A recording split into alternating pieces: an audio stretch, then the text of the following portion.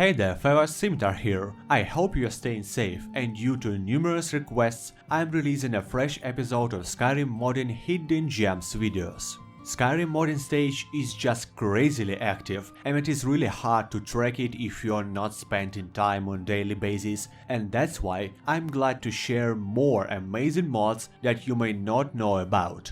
They can be both brand new or old, huge and small, but guaranteed qualitative, interesting, and always will be a great addition to your collection. Let's speak on 10 more of them. Telvanni magicians are incredibly powerful mages specializing in Ash magic. But even with Dragonborn DLC, Ash magic still seemed almost omitted in Skyrim. Adept Magic of Ash breathes a new life in this magic school, adding 7 new Ash spells, staffs, and even armor and weapon set to the game to give you an ability to feel yourself a real Lord of Ashes. The damaging Ash spells focus on moderate damage and incapacitating your enemies, slowing them down or even turning into a paralyzed shell. You can muffle your movements with Ash dampening, damage and slow enemies with your Ash cloak, reflect damage with Ash skin, or even call a real Ash and Dust storm to inflict massive aerial damage and slow down everyone affected by it. Secondly, you now can craft Dust Adept armor and Ash weapons using lore-based materials. Altogether, this greatly improves Telvanni magic and crafting, allowing you to roleplay as a real Adept of Ash with all needed gameplay capabilities. The size of cities in Skyrim was almost comical. You're literally able to cross Whiterun, the biggest city in Hold, in like 15 seconds if sprinting. There are plenty of mods to make cities look better and more alive, but there is possibly no other mod like Epic City's Solitude, which turned this city into a real majestic capital that it deserves to be. It not only adds clutter or NPCs, but makes a unique vertical expansion to the city which gives breathtaking feeling in result.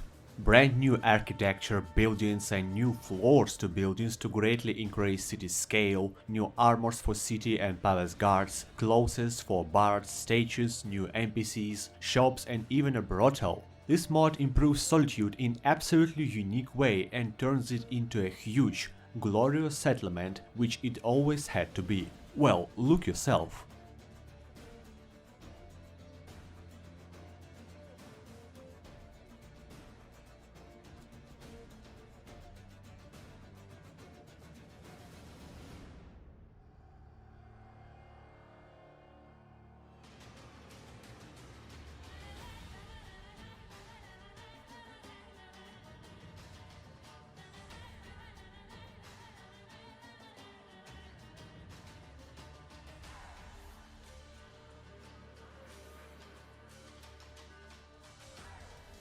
The next one is one of those mods you never knew you needed until you saw it.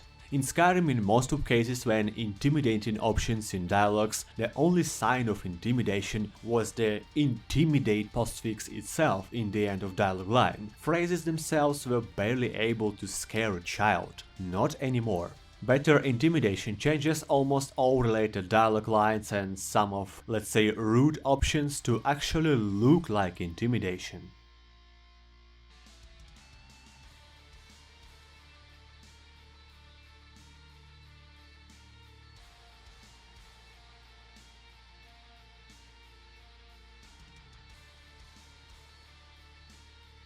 Log Overhaul is pretty old mod, which has really high amount of community endorsements but often get out of sight of players who mod game nowadays. On practice, it is almost as essential mod to make lockpicking more challenging and more fun at the same time. First of all, it introduces log skill requirements, so you cannot attempt to pick a master log if you're only an apprentice in this skill, which perfectly makes sense. At the same time, if your skill is higher than log level, you can attempt an auto pick. Secondly, it reintroduces Open Log spell, which is basically part of mysticism magic which was simply cut from Skyrim. If your alteration skill is higher than log level on certain amount of points, the spell will instantly open the lock, allowing more comfortable options for mages. The best part here is that all features are fully configurable in MCM, like using spells is too easy and you only should have lock requirements and no auto-pick option.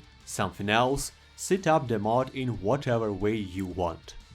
Skyrim being too casual and with many little immersion moments being simply unbalanced is nothing new. For example, with friends in the game, when you help certain NPCs, which leads to better attitude, friends allow you to take items from their property, and in vanilla item price threshold was so high that you was usually able to basically vacuum cleaning whole house and take almost every item including potions, weapons and so on, which simply made no sense. Like, okay, you help someone to carry 10 cabbages, and now you can rob his whole house with poker face? What? Less charitable NPC simply decreases corresponding values, so friendly NPCs and allies still allow you to take their items, but with much lower price threshold like small clutter items, food, etc., but not weapons, strong potions or jewels.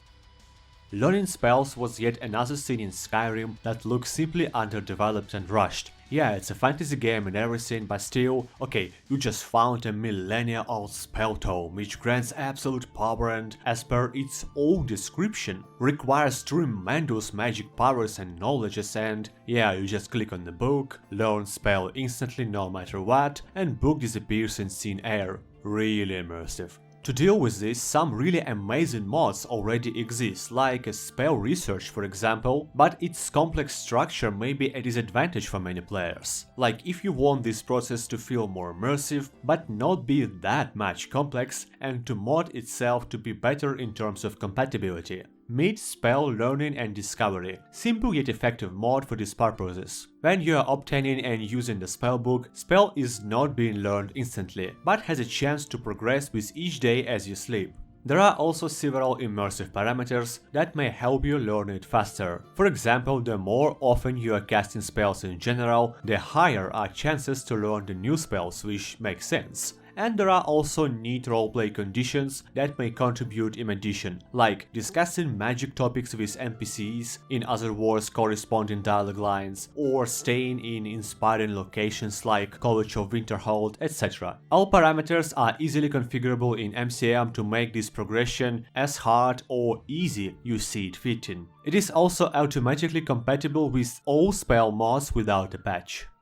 Ever wanted to have more options during Thieves Guild or Dark Brotherhood questlines, not to be forced into linear walkthrough all the time? For the Good Guys mod series is just what you wanted. No, don't be confused by the name. It doesn't turn those guilds into some sort of pacifists or allow you to save Dark Pact targets instead of killing them, no. Those mods simply add more lore information, more dialogue lines, and, only where it makes sense, more choices. For example, remember Grelot the Kind. You need to kill her in first Dark Brotherhood quest, but game literally doesn't give you any proofs that she's such a rotten person, besides a single dialogue that's of course is harsh, but doesn't make her such a big monster. Now, if you are attentive, you can find multiple incriminating pieces of information like letters, notes, which may give your character a roleplay-wise excuse to get rid of her, and so on. Want to join the Thieves Guild without jailing innocent person or trashing honest trader's property? You still can do the quests, but acting like a Robin Hood type of thief, which is really cool actually and allows you to roleplay through those guild storylines as you see it fitting. The time has come for 3 finalists to emerge. Additional Techniques is a tactical combat mod which adds new ways of controlling your projectiles for both bows and spells. You can shoot penetrating arrows and bolts to damage enemies in line, or launch multi-shots to damage multiple enemies around you.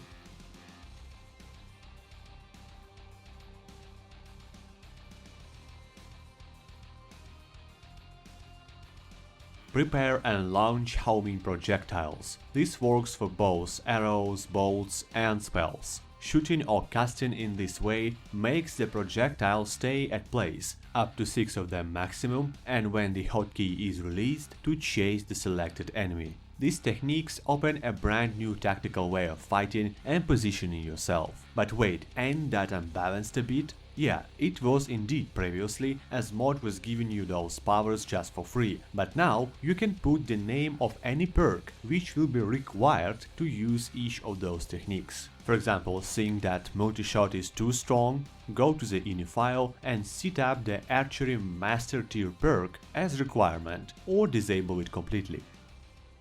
Inspired by other games like World of Warcraft, Shadow Spells package adds Shadow Team spells and perks to Skyrim, which are based around drains, damage over time and debuff effects.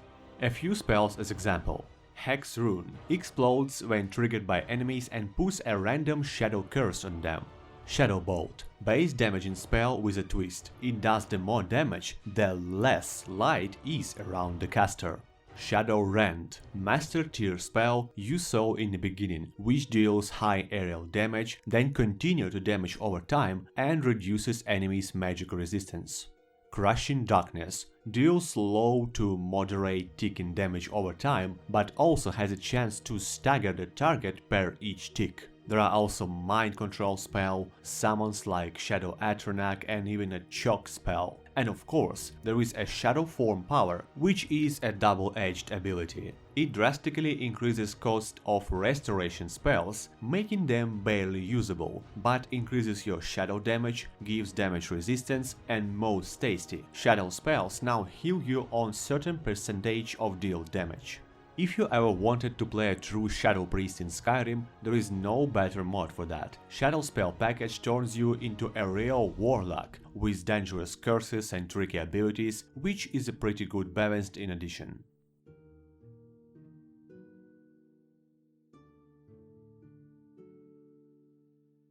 The Kagrenac Tools, mythical artifacts guarding the legendary heart of Lorkhan. Raise Guard, an enchanted gauntlet to protect its wearer from destruction when tapping the heart's power. Sunder, a magical hammer to strike the heart and produce the exact volume and quality of power desired. Kinin, a blade that is used to flay and focus the power that rises from the heart. One of them, Kinin, you are able to get during college questline and others are long ago lost within the past. But with the mod, you have a chance to uncover them again and even make them more powerful in the epic adventure where you will encounter new allies and enemies, visit sprawling dungeons, solve the ancient puzzles, and unveil the mysteries of one of the most iconic artifacts in Elder Scrolls history. Tools of Kagrenac is one of the most underrated quest mod in the last few years. It seamlessly integrates itself into the game and tells the lore-friendly storyline in which you can take act in. Hundreds of fully voiced lines with a great level of quality, new dungeons to visit and the quest to find and restore powerful artifacts to former glory. And of course find some other sweet stuff, enchanted jewels, new spells and more. The mod feels like a native part of the game and can give you a few highly joyful hours of walkthrough.